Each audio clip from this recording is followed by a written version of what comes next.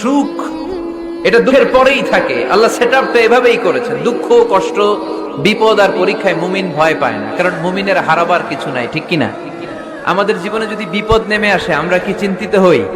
কথা বলেন। আমরা তখন সবর করি, কি করি?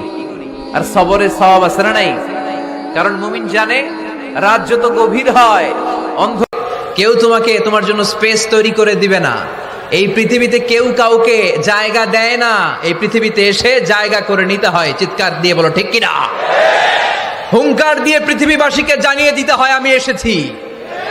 মায়ের পেট থেকে যখন আমরা বেরোই আমরা কি বলি? ওয়াও ওয়াও বলে নিজের অস্তিত্বের জানান দেই যে আমি এসেছি, এই পৃথিবীতে আমি জায়গা করে নিতে এসেছি। Life is not a bed of roses. এই পৃথিবী ফুলের বিছানো সজ্জা নয়। মুসলিমের বদদোয়াকে বিশ্বনবী ভয় করতে বলেছেন, কারণ মুসলিমের বদদোয়ার মাঝে আর আল্লাহর মাঝে পর্দা থাকে। যারা দুনিয়ার বুকে জুলুম করে তাদেরকে ক্ষমতার মসনদ থেকে নামিয়ে দেয় কে? আর যারা মজলুম হয়, যাদের রক্ত দিয়ে জমিন ভেজে, তাদেরকে জমিনের ক্ষমতা দিয়ে দেয় কে?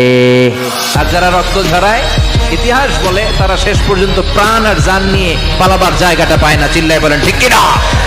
এজন্য মুমিন খুব ভালো করে জানে রাত্রি যত গভীর হয়, সুবহে সাদিকের সময় কাছে আসতে থাকে। গর্ভবতী নারীর পেটের জ্বালা, যন্ত্রণা, ব্যথার পেইন যত বাড়ে, নতুন মেহমান আগমনের সময় কাছে আসতে থাকে। তেমনি ইসলামের পক্ষের শক্তির উপর যদি অত্যাচার, অনাচার, স্টিম রোলার বেড়ে যায়, এটা প্রমাণ করে ইসলামের বিজয়ের সময় কাছে আসতে শুরু করেছে। চিল্লায় বলো ঠিক কিনা? ফেসবুক থাকাটা দোষের কিছু না, তবে ভালো কাজে আমরা ব্যবহার করব, ঠিক কিনা? আপনার ফেসবুক শেয়ারিং আপনার জান্নাতি বানাতে পারে, আর আপনার ফেসবুক শেয়ারিং আপনার জাহান্নামের লাকড়ি বানাতে পারে। চিল্লায় বলেন ঠিক কিনা?